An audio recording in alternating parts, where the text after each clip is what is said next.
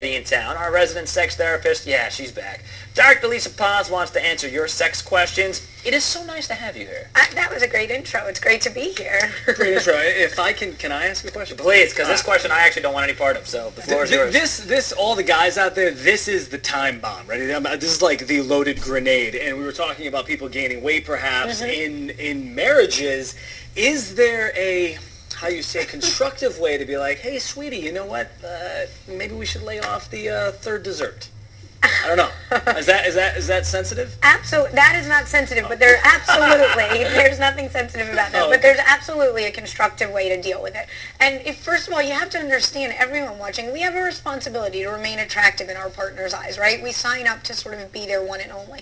For the men watching who are trying to suggest to women that they'd like them to watch their weight or return to a pre-marriage weight, I think you just need to frame it in a positive. The one thing you don't want to do is make them feel self-conscious, and you don't want to make them feel like it's their fault. So it should look something like, babe, I've been thinking I want us both to get on a healthier kick. What do you think about if we do blank?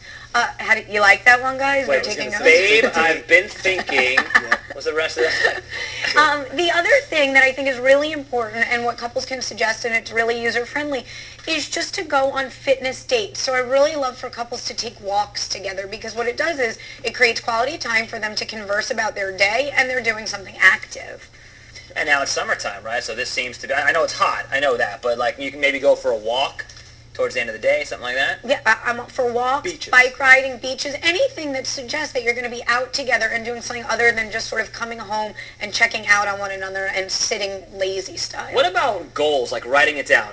I will lose 5 pounds by this day. Is that realistic? Do you encourage that? You know what, I think for a personal goal, sure. If that's the way you can sort of put stuff on your to-do list and get motivated, great. But from a relational standpoint, you should not sort of set goals for your partner. But if you set them as a joint effort, great, because then you're a team. Or maybe you could just set goals for your partner without them knowing about it. How about that? Not a good idea. No? Don't take that advice. Post it on your Facebook page. You can find out that way. All right, Dr. Paz, we still have more with you. We have, So exciting. yeah, do not leave. In the meantime, if you have questions for the good doctor, you can get a hold of us, call us, text us, write us, even tweet us, and we can get your questions to her, because Dr. Pons is going to be staying here the rest of the hour, take your calls, but right now she's headed back to our chat room on southflorida.com.